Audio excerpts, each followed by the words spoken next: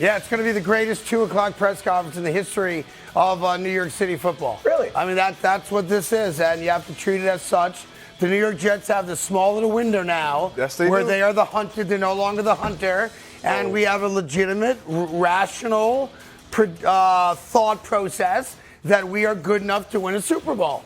Now, no guarantee we will. But the reality is that guy changes everything because we've not had a quarterback. That's your legitimate rational thought process? That's a rational thought process. Okay. Yes, it is. Yes, it is. Now, I recognize that it's going to be very difficult because the AFC is loaded with great quarterbacks, right? Yes. One of those quarterbacks, we can play a game maybe tomorrow. One of these guys is not making the postseason. There is going to be a great quarterback sitting on the outside looking in because there's 8 great quarterbacks in the AFC and only 7 teams make it to the postseason. Aaron Rodgers will not be one of them. He will be in the postseason, we'll be enjoying a bye week, and then we will get something we've never had. The New York Jets have never had a home playoff game since they moved into MetLife Stadium. 20 years have not had a home playoff game. Interesting. That's right. We win all our playoff games on the road, Timmy. So we do. So you guaranteeing all this? Well, I haven't guaranteed anything just yet. Yes, but you did. I will guarantee. Here's the only guarantee I'll give you today.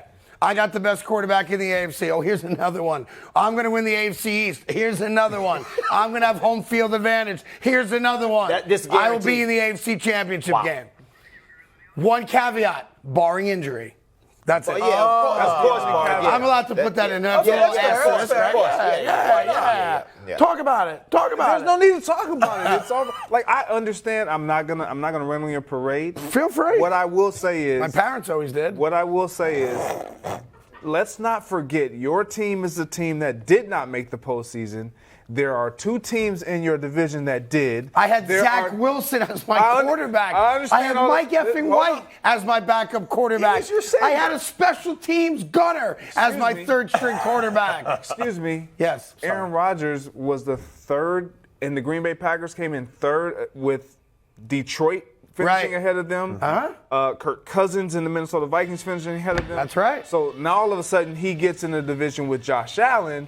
And he wins that division with a Buffalo team that went 13-3 last year. To show you that I'm a giving guy, Tim Hardaway, I'm going to do your guy's job for you. Okay. It's going to be like this. Hey, Craig, you didn't point out to the audience that the Jets beat the Packers and Aaron Rodgers last year. No, I didn't, because I don't care. What about a healthy Tua? Tua's in your division. Tua's got the weakest arm in all football, and anyone that thinks he doesn't has never watched football before. I respect the fact that they had a high-flying offense with him at quarterback, and they may have even set records offensively, but that's all because of Tyreek Hill and Jalen Waddle, not because of Tua. Right now, the landscape in the AFC East has changed, and it has changed dramatically. The New York Jets have gone, not even debatably, from the worst quarterback situation to now the best quarterback situation, recognizing that Josh Allen and the Buffalo Bills have been very, very good and have won the division for the last, 3 consecutive years. But remember this. Josh Allen took a major step backwards without Brian Dable on that coaching staff. Agreed. That can't be debated. Right? Yes. Stephon Diggs is miserable in Buffalo right now. They have lost some defensive players in free agency this year. That window, while still open, a crack for sure, is closing.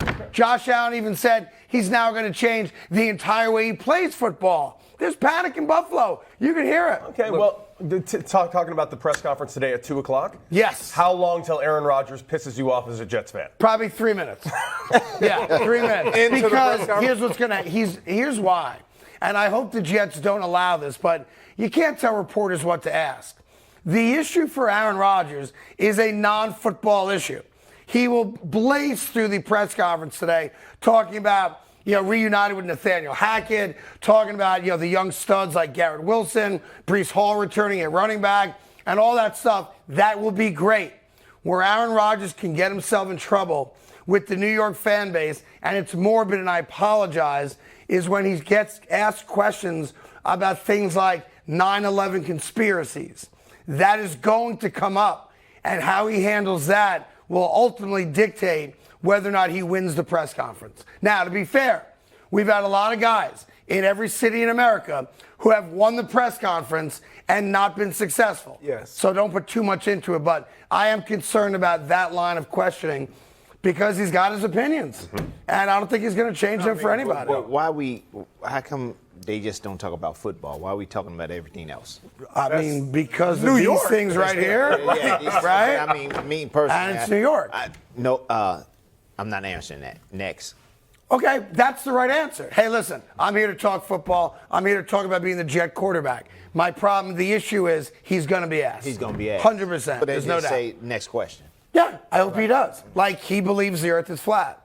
He believes we never walked on the moon. He believes, as I do, there are aliens living under the ice in Antarctica, so I'm good with that one. But he's going to be asked. I'm good. Yeah, that's why none of us, if you research it, none of us are allowed to walk foot on Antarctica without government permission. Why is that? Because we're hiding aliens there, obviously. And I got one more for you. This is just my own personal one, if I may. The New York Jets have the best team in all football right now. They have Aaron Rodgers as their quarterback. They are clearly the class of not just the AFC, but the NFL. They will be on prime time at least 6 times this year. They'll certainly be the Thanksgiving night game. And they had the NFL's 4th best defense statistically last year. So why is it that in Vegas they are not the obvious favorites to win the Super Bowl? It makes a guy like me say, hey, Vegas! What the?